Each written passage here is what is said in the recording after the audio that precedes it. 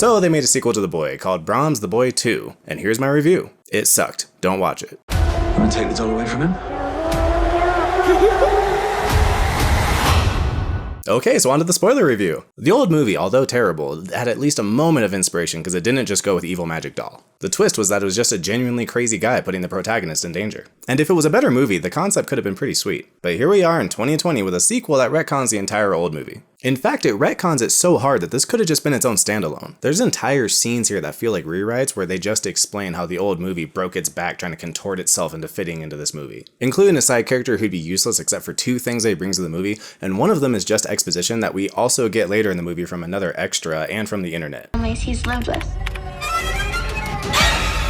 Brahms The Boy 2 is about a family who survived a home invasion, and so as a chance to get away from it all and recover from their triggering incident, they move out into the woods. And wouldn't you know, it just so happens to be a side house from the house in the first movie. So did Brahms, the real boy from the first movie, find them and maybe lure them into coming to stay at this house? No, Brahms the fucking doll is now full-blown magic and it just fated it to happen. In this movie, it's established that the doll has been magic the whole time and it finds different families to go stay with and it makes their children go insane and kill their parents. Wait, no, I must be reading the script to Sinister. Oh no, they just ripped it off.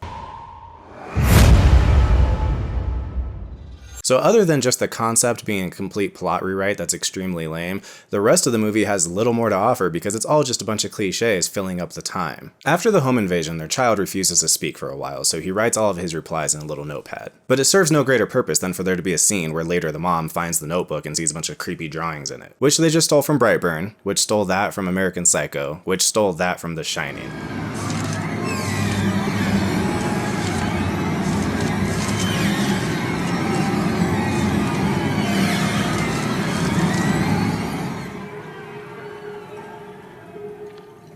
And I'm frankly fucking sick of it. And shortly after, he goes back to talking anyway, so you know. Now, the old and the new movie both suffer from nightmare-itis, where they have these dream sequences that are in there just for the trailers.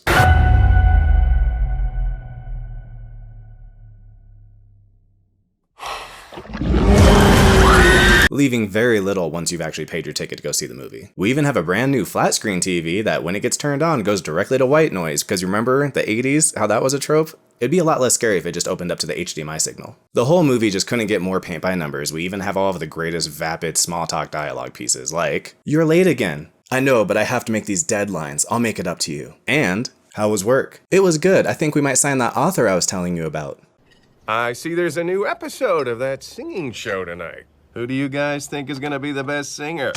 At some point in the movie, the mom sees something that is legitimately impossible to explain, and she has no problem just brushing it off and changing the subject. I don't believe in the supernatural, so if I saw a doll disappear into my child's room and then lock the door, and I turned around and saw that my child was in a different room the whole time, it would have changed my life.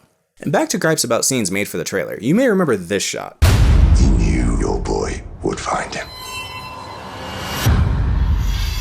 Well, they didn't even have the goddamn Swedish meatballs to actually kill the kid. They even have a line of dialogue later in the movie just to let you know that it looks like he's going to be just fine. Why is he going to be just fine? Isn't this a horror movie? If the MPAA only cared about gore, nudity, and sex, this movie legitimately could have been PG. I can't imagine a world where anyone who's older than 10 years old actually genuinely found this scary. So just go rewatch Sinister.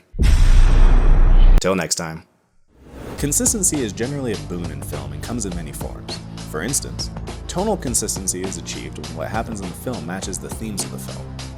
If it's done well, then there's not much to notice, but when it's done poorly, you get this. Not if Tammy has anything to say about it. Tammy and the T-Rex.